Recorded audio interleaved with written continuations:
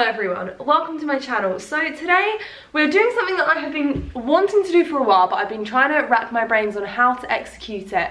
And I was just like, the only way you're going to learn how to execute it is if you bite the bullet and just do it. Today I'm going to be recreating one of my old fashion shows. This was a fashion show that I did for Simone Rocha. Simone Rocha was one of my favourite fashion designers I ever met, ever in my life. Quick little, I know I'm going to get loads of questions in the comments because this kind of happens whenever I talk about modelling.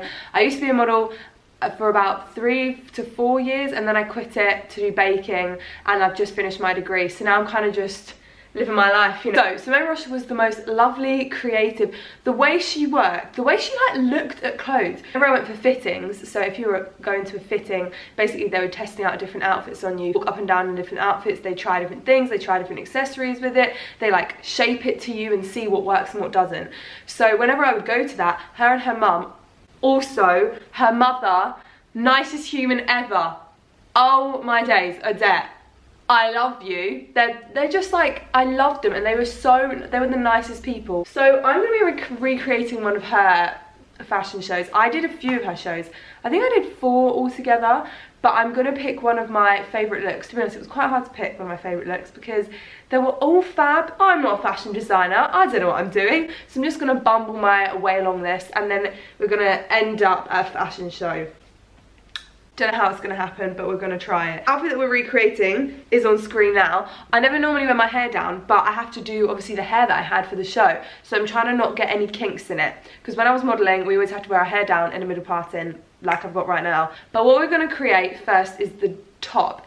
It's kind of like a jacket poncho hybrid, but it's got this cool shape here. Obviously I've not got a pattern for this, so I don't really know how this is gonna go down. But I'm gonna get a jacket and like see the size of the jacket. We have a jacket that like fits around me, so I'm gonna use the size of the jacket. I need to see where this comes down to. This is gonna go badly, but I actually want to make like a genuinely good attempt at this, so I'm looking at the picture now. Okay, here goes. Okay, a pencil is not working. I tried to find her unpicker. Wait, is it an unpicker? Oh wait, an unpicker wouldn't work. Fun fact actually, one time when I was modelling, which didn't go down too well, I thought I used an unpicker to try and comb my hair into a parting. So basically it's like got this prong, so it went like this along the parting of my hair. So it basically cut all of my parting hairs. So you know I have loads of flyaways, I used to have way more because I cut them all like an absolute idiot. Don't know why I did that. Found it, the tailor's chalk. We did it. So we're gonna get crafting. This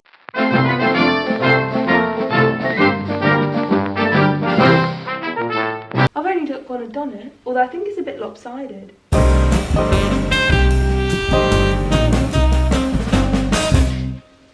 On guard. So funnily enough, one thing with modelling that a common misconception is that you get loads of free clothes. I can confirm that is not true, you don't get loads of free clothes. However, this kilt was actually from one of my shoots, when I did a shoot for this cool kilt company called Le Kilt. Imagine if I went into fashion instead of baking, and this was like, isn't it weird what careers everyone chooses to go into and why? Like, why is it that I love baking so much? Oh, that kind of sucked, but whatever. Okay, here is the skirt. I may have been a bit over generous with the amount of fabric.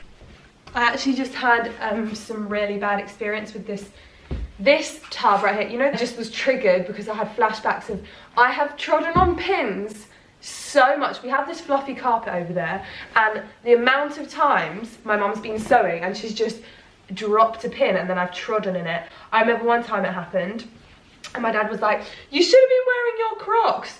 Sorry, I'm in the house, why should I be wearing my Crocs? I just like to wear socks. Speaking of which, these are my glitter socks, which we decided at uni. My alter ego name is Glitter Toes. My socks always are glittery on the toes. But Primark have stopped doing these glitter socks, and I'm actually really sad about it. I did art textiles for A-level, and you think all the stuff comes flooding back. It doesn't. You know, people are like, oh, once you get back at something, it all comes flooding back. It's just like riding a bike. My brain just doesn't retain information. However, it retains information from years and years ago. If you want me to quote something that was said to me from when I was about 4, I probably could do it.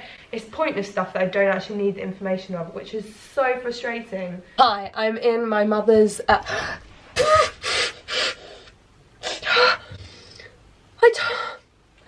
What did I just say about pins? I literally just got one. I'm gone right in my toe. Oh my gosh. That used to happen all the time as a kid because I never wore slippers. My mum said if I broke this, she was going to be mad. So I really hope I don't do anything to it.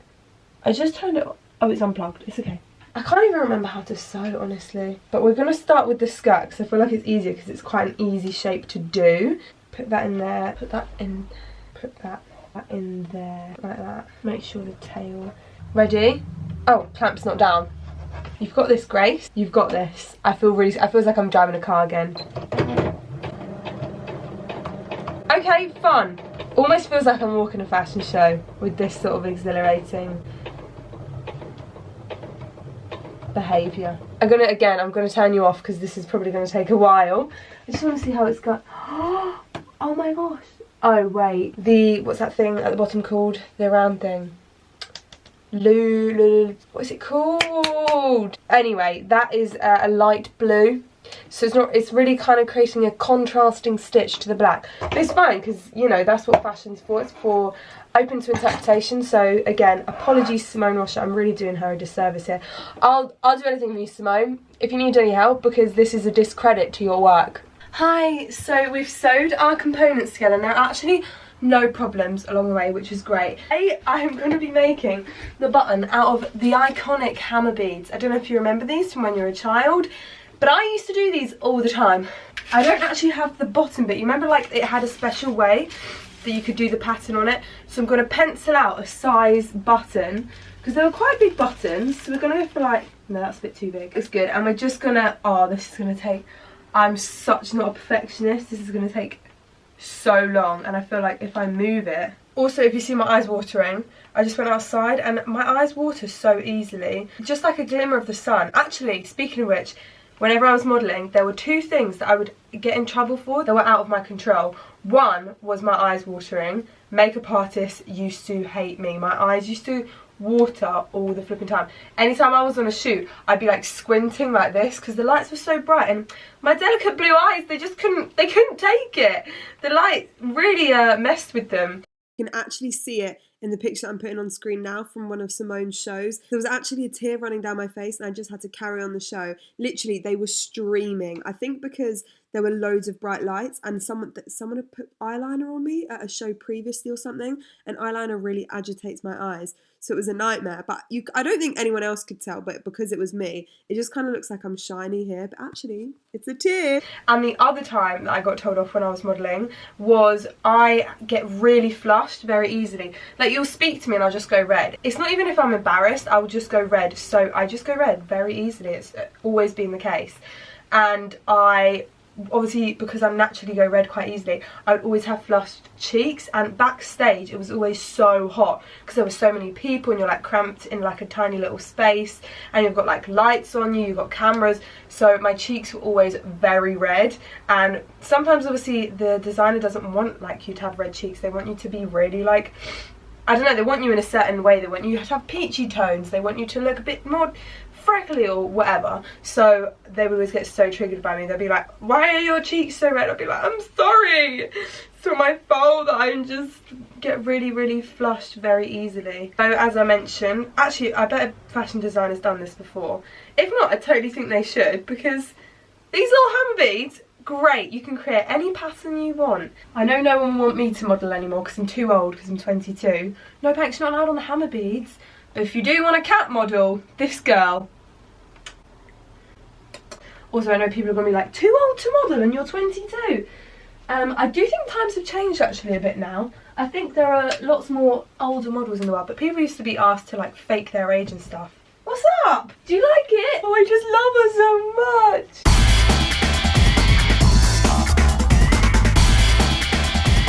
It might not be perfect circles. Oh my gosh, they kind of remind me of tadpole eggs, don't they? But you know what? It's all about changing things up, shaking it up. So I've made the buttons because I didn't actually have any big black buttons. And now we're going to get the venue ready. See, the shoe is like skin colour. So I'm covering my only heels that I have with a little pop sock and going to try and make it work like that. So tired. I was just spent all this time moving around my whole lounge to look like a real budget venue. You can see where all the stuff was on the floor. So basically, let me run you through. If you don't know how fashion place works, basically you have like backstage, which would be here, and then you have someone that's got a headset and they're like 3, 2, 1, go. So I'd go, and before the show you normally have a run through, but sometimes not all the models are there because there'll be another show and then other shows overrun, so it's like go, go, go. So I walk through here, and then the runway's gonna be down here, and then you'd have all the photographers at the end here taking loads of pictures, and then turn and then back. Just a very simple one, although Simone's are normally like round, round, round, that sort of thing. But so I need to do the hair now. So the parting's like a little bit off to the side, so I'm gonna do that. Luckily it's all a bit like the hair's a bit tousled, or however you say it, and loads of flyaways, and that's how my hair is anyway. And also I had extensions in there. I need to get the outfit on, and then we're ready for, I'm getting nervous, ready, first fashion show in 3 years. Making my comeback from baking into the modelling world. Hi guys, so we're backstage right now, but I'm about to go on. Okay, ready? See you later.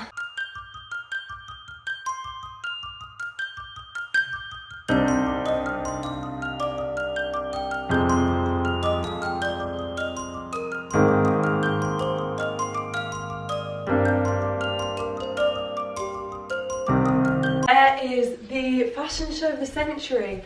I don't think any fashion shows are going to make up to this one, but we've had a good time. I thought I would show you the outfit properly. But I realised that I forgot a bag. Didn't do a bag, what an imbecile. And also I forgot to do the finale. The finale is where like you have all the models come out in a line, but also you have the designer comes out. Sort of been me in the finale, and then because I was the designer of the clothes I created today, it would have been me come out as well. We have this poncho situation. I must have done this on the wrong side. Obviously we have our 2 lovely hammer beads right here. Hammer bead, hammer bead. The neckline's a bit off, but it's fine. And then we have the skirt, which I've done back to front. So you've got the rounded bit here. Obviously it needs to be on the bit where the poncho is open. So essentially I think I made the poncho the wrong way around. I then have these gorgeous shoes. Bangles, truly, obviously. One little walk just for old time's sake. Whoa! Kapow! See, I feel like one ability that modelling did is the ability to do anything in heels. I feel like anything you want, I got it. Also, obviously, every show that you do has like a different brief on how you want the model to walk. So some shows will be like fast, upbeat, some shows will be like slow. When I did Saint Laurent, for example, it was very like androgynous, manly, like boyish, so it was like turn at the end. But then J.W. Anderson, I remember J.W. Anderson had a board and it said a really like interesting description, but I cannot remember for the life of me what it said. Can't remember. Anyway, I hope you enjoyed this. Simone, if you're watching, I'm sorry. Love you loads though. She's definitely not watching in a million years. But I've had such a fun time doing this. And I honestly, like, I've had a cracking time. If you want me to do another one of my shows, then go for it, because that'll be a wild time. I've had so much fun. Maybe you could like pick one of my old shows. I don't know. Maybe there's like a fun one that you want to do. Peace out. Hope you've enjoyed. Follow me on Instagram. No, follow Simone on Instagram. I think her name's Simone Rocha. Not sure. Although I'm sure you've all heard of her before. One last go for old time's sake. I'm gonna do it. Look to the left if you're having a good time.